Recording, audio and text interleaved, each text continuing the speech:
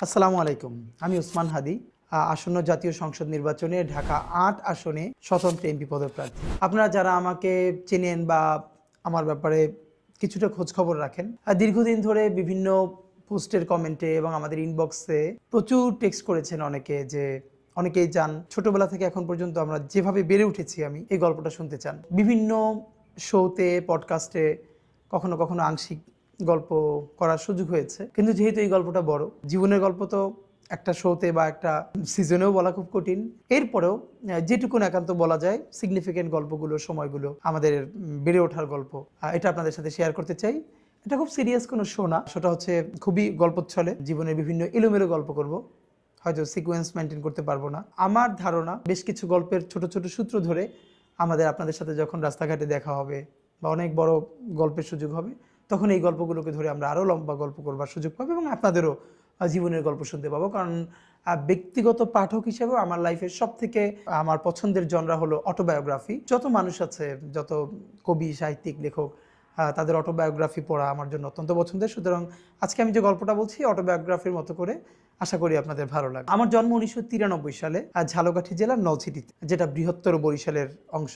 আমার আব্বা আমার নলছিটি উপজেলা শহরের মাদ্রাসার ভাইস প্রিন্সিপাল ছিলেন এবং শহরের খুবই বহুল পরিচিত মসজিদ খাসমহল জামে মসজিদের ইমাম ও খতিব ছিলেন। আব্বা ইন্তেকাল করেছেন 2012-তে এবং আব্বা যখন ইন্তেকাল করেন তখন ধর্মীয় ঘরানার বাইরে অনেকগুলো সামাজিক সংগঠনের সভাপতি ছিলেন এবং আমার কমিউনিটিতে আমার আব্বা অত্যন্ত সম্মানিত একজন আলেম ছিলেন এবং যে অর্থে আমরা অ্যাক্টিভিস্ট বলি, বিভিন্ন সামাজিক অসঙ্গতি এর বিরুদ্ধে আজীবন তিনি আমার কমিউনিটির সব থেকে সোচ্চার এবং প্রতিবাদী মানুষ ছিলেন। তার নাম শরীফ মাওলানা আব্দুল হাদি। আমার উপজেলাতে যে কেউ তাকে হাদি হুজুর নামে চিনবেন আশা করি ইনশাল্লাহ। আমার মা বেঁচে আছেন, তার জন্য দোয়া চাই। আমার মা একজন হাউসওয়াইফ। মায়ের গল্প অন্য একদিন কোনো দিন বলবো, যে মা যেহেতু এখনো আছেন। আব্বার গল্প বেশি বলি এই জন্য বিভিন্ন জায়গায়, যে আব্বা নাই তো, যে যখন থাকে না তার অনুপস্থিতি বেশি টের পাওয়া যায়। এই জন্য হয়তো দেখবেন আমি কখনো সুযোগ পেলে আব্বার গল্প এই জন্য বলি যে এছাড়া আমার ব্যক্তিগত জীবনে আব্বার ইম্প্যাক্ট ভীষণ ভীষণ প্রভাব আমার জীবনে, আমাদের ভাই বোনদের জীবনে। আমরা 6 ভাই বোন, আমি সবার ছোট। আমার সবার বড় বোন, তার হাজব্যান্ড তিনি একটি মাদ্রাসার প্রিন্সিপাল নলছিটিতেই। তারপরে আমার বড় ভাই ডক্টর মাওলানা আবু বকর সিদ্দিক। আমি ইচ্ছে করি আজকে খুব একদম খুঁটিয়ে খুঁটিয়ে বলছি, যাতে করে আপনারা আর কোনো মানে না থাকে যে এই ব্যাপারটা জানতে পারলে ভালো হতো। ডক্টর মাওলানা আবু বকর সিদ্দিক উনি বরিশাল শহরে বাঘিয়া আলামিন কামিল মাদ্রাসার প্রিন্সিপাল এবং বাংলাদেশের অত্যন্ত কয়েকটা খুব দৃষ্টিনন্দন এবং গুরুত্বপূর্ণ মসজিদের একটি হচ্ছে বাইতুল আমান জামে মসজিদ বরিশালে, যেটা সারা বাংলাদেশ থেকে মানুষ ওখানে নামাজ পড়তে যান অনেকেই, তো সেটারও খতিব। তারপরে আমার বোন, যার বাসায় থেকে আমি, তিনি ঢাকাতেই থাকেন এবং আমার দুলাভাই একটি প্রাইভেট ফার্মে জব করেন দীর্ঘদিন ধরে। আমার এই বোনের বাসা থেকে আমি মূলত ঢাকা বিশ্ববিদ্যালয়ে পড়াশোনা করেছি। তারপরে আমার আরেকজন বোন, তিনি শিক্ষক, নলছিটিতেই থাকেন। তারপরে আমার আরেক ভাই, তিনি হচ্ছেন ইন্টারন্যাশনাল মেডিকেল ট্যুরিজম করেন, ঢাকাতেই থাকেন। এবং সর্বশেষে আমি। গল্পচ্ছলে এই জন্য বলা যে আলহামদুলিল্লাহ আমার পরিবারের যদি এক কথায় বলি, আমার পরিবারের মানে আমরা 6 ভাই বোন, আমার আব্বা আম্মা, এর বাইরে আমার নানার কথা যদি বলি, তিনি পুরো বরিশালের একজন বিখ্যাত আলেমী দ্বীন ছিলেন। দেওবন্দ থেকে উনি পড়াশোনা শেষ করে বরিশালের একটি বড় মাদ্রাসার মুহাদ্দিস ছিলেন। দক্ষিণবঙ্গে ওনার হাজার হাজার স্টুডেন্ট আছে এবং উনি খুবই সম্ভ্রান্ত একজন আলেম ছিলেন বরিশাল শহরের। আমার নানার দিকের মানে মায়ের দিকের যত আত্মীয় স্বজন, আমার বাবার দিকের, আমার দাদা বাড়ির যত আত্মীয় স্বজন, মানে আমাদের পরিবারটা পুরো একটা শিক্ষক পরিবার। এই জন্য বলা যে আমার মানে আমরা 6 ভাই বোন, আমার আব্বা, তারপরে আমার দুলা ভাইয়েরা, এরা তো ম্যাক্সিমামই টিচারের বাইরেও আমার চাচা, ফুপা, এদের প্রায় সবাই শিক্ষক। আবার আমার নানা বাড়িরও আমার খালুরা, আমার মামারা, এরাও প্রায় সবাই শিক্ষক। সেই হিসেবে একদম মানে আমাদের পুরো জার্নিটাই একটা শিক্ষক পরিবারের সাথে, শিক্ষক পরিবারে বেড়ে ওঠা। পড়াশোনার ক্ষেত্রে একটু যেটা বলা যে আমি জীবনে যদি খুব ব্লেসড, আল্লাহ তাআলার ভীষণ রহমত প্রাপ্ত একজন আমি মনে করি। এই জন্য কারণ আল্লাহ অনেককেই ভালো পরিবার দেয়, ভালো শিক্ষা প্রতিষ্ঠান হয় না। আবার ভালো পরিবার এবং শিক্ষা প্রতিষ্ঠান হয়, অনেকের জীবনে খুব ভালো বন্ধু হয় না। আমি সম্ভবত আল্লাহর সেই সব রহমতপ্রাপ্ত বান্দাদের একজন, যার প্যারালালি আমি জীবনের শ্রেষ্ঠ 3টা জিনিস পেয়েছি। প্রথমত আমার পরিবার। এই জন্য বলা যে মানে শুধু পরিবার না, যে আমার আজকের যে গ্রুমিং, আজকের যে বেড়ে ওঠা, এর বুনিয়াদটা পরিবারে। শুধু পরিবারে না, চর্চাটা ভীষণভাবে। এরপরে আমার শিক্ষা প্রতিষ্ঠান, যেটা নিয়ে একটু পরে লম্বা গল্প করব। এর সাথে আমি যাদের কথা আজকে বলতে চাই, আমার বন্ধুরা। সেই ছোটবেলা থেকে আজ পর্যন্ত আমি এত ভালো বন্ধু জীবনে পেয়েছি, যারা এখন অনেকেই সারা বাংলাদেশের অনেকে ইউনিভার্সিটির টিচার, ডাক্তার, ইঞ্জিনিয়ার, বিভিন্ন জায়গায় অনেকে চাকরি বাকরি করছেন, যে যার জায়গায় খুব বেশি দেশের জন্য কন্ট্রিবিউট করছেন। তো আমার বন্ধুরা, এবং ছোটবেলা থেকে আজ পর্যন্ত যারা আমাকে ভীষণ ভীষণ ভীষণ ভালোবাসে, সাপোর্ট করে। তো যেটা আমার জীবনের সব থেকে বড় আনন্দের, আমরা বিশেষ করে ভাই বোন, আমরা সবাই, আমরা 6 ভাই বোনের মধ্যে 4 ভাই বোনই হোস্টেলে থেকে পড়াশোনা করেছি। আমারটা একটু পরে বলছি। আমার বড় ভাই, তিনি একই সাথে মাদ্রাসা থেকে কামিল পাশ করে বোর্ড স্টান করেছেন প্রতিবারে। তারপরে কুষ্টিয়া ইসলামী বিশ্ববিদ্যালয় থেকেও আবার পড়াশোনা শেষ করেছেন এবং ওখান থেকে পিএইচডি শেষ করেছেন, এবং তিনি অনার্স মাস্টার্সে ফার্স্ট ক্লাস ফার্স্ট হয়ে রাষ্ট্রপতির কাছ থেকে স্বর্ণপদক প্রাপ্ত হয়েছেন। আমার মেজো ভাই, তিনিও জগন্নাথ বিশ্ববিদ্যালয় থেকে তার ডিপার্টমেন্টে ফার্স্ট ক্লাস ফার্স্ট হয়েছেন এবং ডিনস অ্যাওয়ার্ড পেয়েছেন। আমার ছোট আপু, যে আমার ইমিডিয়েট বড়, সেও আলিম, মানে ইন্টার পরীক্ষায় বাংলাদেশের সম্মিলিত মেধা তালিকায় মাদ্রাসা শিক্ষা বোর্ডে মেয়েদের মধ্যে প্রথম স্থান অধিকার করেছিল। আর আমার পড়াশোনাটা হচ্ছে এগুলো এই জন্য বলা যে আমাদের এই জার্নিটা, আমরা ভাই বোন, আমাদের পড়াশোনা আমাদেরকে এভাবে গ্রো করতে সাহায্য করেছে। এই জন্য একদম ঘরের গল্প আপনাদের সাথে করছি, যাতে লম্বা সময় নিয়ে কেউ চাইলে শুনতে পারেন। আমি ক্লাস 1 to 3 আমি আমার নলছিটিতে আব্বার মাদ্রাসায় পড়েছি। 1 to 3-তে পড়বার পরে আমি বাংলাদেশের সেরা হাতে গোনা কয়েকটি মাদ্রাসার একটি হচ্ছে ঝালকাঠি এনএস কামিল মাদ্রাসা, যেটা অনেকে নেসারাবাদ মাদ্রাসা নামে পরিচিত। এটা হচ্ছে আমার জেলা শহরে, আমার বাড়ি উপজেলাতে। তো 3-র পরে আমি নেসারাবাদে গিয়ে ভর্তি হই, কারণ তখন আমার বড় ভাই এবং মেজো ভাই দুজনেই নেসারাবাদে পড়ছিলেন। তখন সারা বাংলাদেশের মধ্যে হাতে গোনা 2-1টি মাদ্রাসার মধ্যে নেসারাবাদ মাদ্রাসা ছিল। তা আমি ক্লাস 4-এ নেসারাবাদে ভর্তি হই। তো তার আগে 1 to 3 ছোট কিছু যে গল্প বলে যাওয়া দরকার। আব্বার মাদ্রাসায় পড়েছি, বাসা থেকে, যেহেতু আমাদের বাসা নলছিটি শহরেই ছিল, একদম মাদ্রাসা থেকে কাছে। আর আব্বা সবার কাছে অত্যন্ত সম্মানিত ব্যক্তি হবার কারণে, এবং আমার ভাই বোনরাও সবাই পড়াশোনায় ভালো থাকার কারণে, এবং মানে সবাই সমাজে আমাদেরকে ভীষণ ভালোবাসতো, আদর করতো।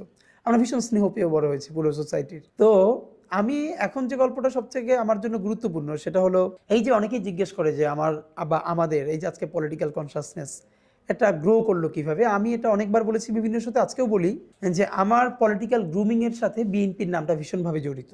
নলছিটিতে কুড়িপট্টিতে আমাদের বাসা ছিল, যেটা নদী ভাঙনে আমাদের বাড়িটা ভেঙে গেছে। এটা আমাদের জীবনের বড় ট্র্যাজেডি। কুড়িপট্টিতে আমাদের বাসা থেকে 1 মিনিট দূরত্বে আমাদের উপজেলা বিএনপির অফিস ছিল।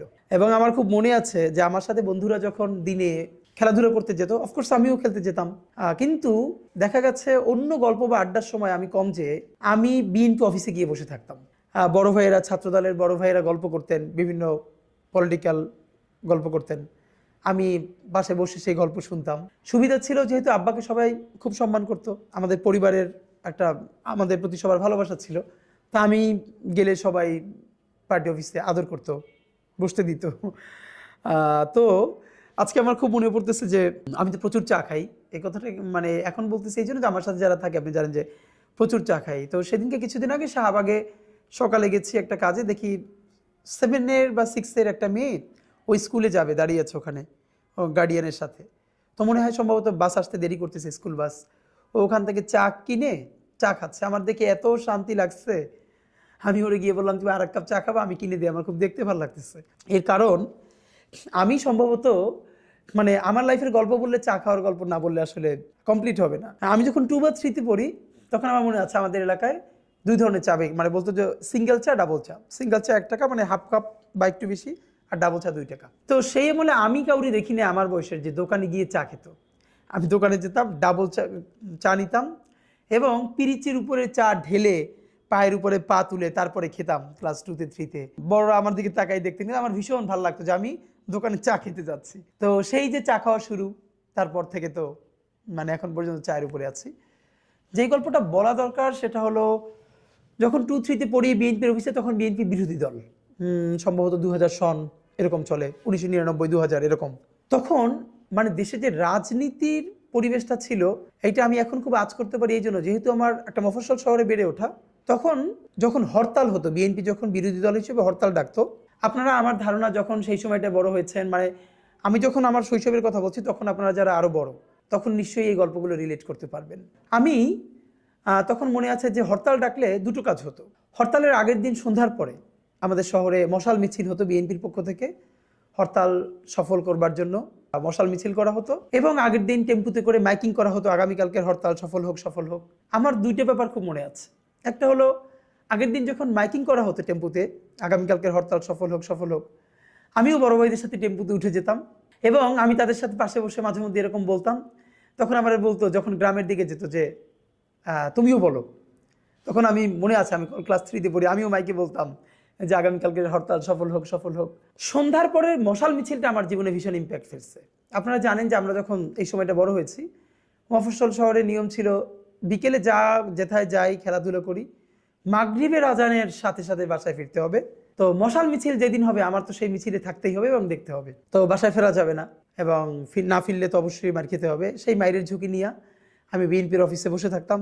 সন্ধ্যার পরে মশাল মিছিল শুরু হতো, সেই মশাল মিছিল করতাম। আবার লুকাই লুকাই করতে হতো, কারণ এর মধ্যে আব্বা বা বাসার অন্যরা দেখে ফেললে তো ধরে ফেলবে। তো মশাল মিছিল শেষে সবাই যখন বাসায় ফিরতো, আমি ফিরতাম না। এর কারণ হলো নলছিটির চৌমাথা আছে, যেখানে মিছিলটা শেষ হয়ে সংক্ষিপ্ত একটা বক্তৃতা হতো, সেখানে খুব কম লোক থাকতো, 20-30 জন। ওইখানে আবার কয়েকজন সংক্ষিপ্ত বক্তৃতা করে প্রোগ্রামটা শেষ করতেন। আমার ভীষণ মনে আছে একজনের কথা, আমি অনেকবার বলেছি, তখনকার নলছিটি ছাত্র দলের সভাপতি তৌহিদ আলম মান্না ভাই। বক্তৃতা এবং স্লোগান যে একটা আর্ট হইতে পারে, এটা আমি জীবনের প্রথমে মান্না ভাইকে দেখে আমার মনে হয়েছে। তখন আমি মনে হয় 2-3-তে পড়ি।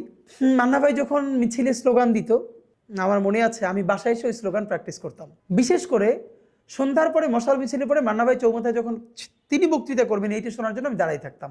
এবং এখন আমি কানেক্ট করতে পারি যে এই যে বক্তৃতা আমার কাছে ভালো লাগে, সেইটা আমার তখন থেকে বোঝা শুরু। কারণ আমার বয়সে তখন আমি কাউকে দেখি নাই বক্তৃতা শোনার জন্য দাঁড়াই আছে। মান্না ভাই যে বক্তৃতা করতেন, এরপরে রাত্রিরে বাসায় ফিরতাম। আমরা ফ্লাস্ক, আপনারা জানেন ফ্লাস্ক ভেঙে গেলে ফ্লাস্কের উপরে যে মানে কি বলবো যে খোসাটা আছে, এইটা মুখের দ্বারে ধরে কথা বললে অনেক শব্দ হয় মাইকের মতো কাছাকাছি। তা আমার মনে আছে যে আমি বাসায় ফিরে সেই মিছিল, স্লোগান, বক্তৃতা এগুলো প্র্যাকটিস করতাম। পরের দিন যখন হরতালে পিকেটিং শুরু হতো, আমাদের বাসার সামনে যে শুরু হতো, যেহেতু বিএনপি অফিসের সামনে, তারা হাঁটতো রাস্তায়, তো আমিও তাদের সাথে বের হতাম। তো এই গল্পটা আপনাদের এই জন্য বলা যে এই যে মিছিল, মিটিং, স্লোগান, মশাল মিছিল আমার বাসার পাশে বিএনপি অফিস হওয়ার ফলে আমাকে ভীষণ আন্দোলিত করেছিল। এবং এমনভাবে আন্দোলিত করেছিল, আমি যখন সম্ভবত ক্লাস 4 বা 5-এ পড়ি, তখন 2001-এর জাতীয় নির্বাচন, যে নির্বাচনের মধ্য দিয়ে বিএনপি 4 দলীয় জোট ক্ষমতায় আসে। তখন আমি সব থেকে ক্ষুদে অ্যাক্টিভিস্ট। এলাকায় বন্ধু বান্ধবদেরকে নিয়ে প্রচুর ধানের শীষের মিছিল দেই। আমাদের ওখানে তখন বিএনপির পক্ষ থেকে নির্বাচন করলেন ইসরাত সুলতানা ইলেন ভুট্টো। উনি বিএনপির প্রার্থী হলেন, ভুট্টো সাহেবের স্ত্রী। এবং উনি যখন নলছিটিতে এরকম একটা সভা করলেন, তো যেহেতু আমার এলাকার সবাই জানে যে আমি এইরকম মিছিল দেই, বক্তৃতা করি, তো আমি সেই সমাবেশে গেছি। কে যেন বলে উঠলো যে হাদি হুজুরের ছেলে, ওরে স্টেজে উঠাই দাও, ও বলবে। এবং সবাই আমার ধরে উঠাই দিল। ছোটবেলা থেকে আমার মধ্যে ভয় জিনিসটা ছিল না, এবং আমি বিএনপির ধানের শীষের জন্য একটা বড় বক্তৃতা করে ফেললাম। দুটো ব্যাপার ছিল, হাদি হুজুরের ছেলে, এই জন্য সবাই তো এমনিতেই ভালোবাসতো। তো আমার মনে আছে যে ইলেন ভুট্টো খুশি হয়ে আমাকে, টাকার পরিমাণ মনে নাই, কিন্তু একটা ভালো অঙ্কের টাকা গিফট দিচ্ছিলেন স্টেজে বসে, এবং সেইটা নিয়ে বন্ধু বান্ধবদেরকে নিয়ে আবার মিছিল করে করে বাসায় ফিরে আসছি। তো এই মিছিল, মিটিংটা, স্লোগান ছোটবেলা থেকে আমাদের জানিয়েছে। আমার উপজেলায় যারা আমাকে চেনে তারা সবই এই গল্পগুলো জানে, আমাকে রিলেট করতে পারবেন নিশ্চয়ই। এরপর আমি তো নেসারাবাদে ভর্তি হয়ে গেলাম, তখন সম্ভবত 2000 বা 2001 সাল, ক্লাস যখন 4-এ পড়ি। আমি নেসারাবাদে ভর্তি হওয়াটা আমার জীবনের সব থেকে এরপরে টার্নিং পয়েন্ট। সেই গল্পটা আপনাদের সাথে করতে হবে অনেক কারণে। বাংলাদেশ মাদ্রাসা শিক্ষা ব্যবস্থা, মাদ্রাসা সম্বন্ধে আমাদের ধারণা এবং আমার যে কালচারাল লড়াইয়ের সূচনা, এই গল্পটা শুনলে আপনারা নিশ্চয়ই কিছু একটা রিলেট করতে পারবেন। আমি আপনাদেরকে নেসারাবাদের গল্প বলবো, যখন আমি ক্লাস 4-এ ভর্তি হলাম।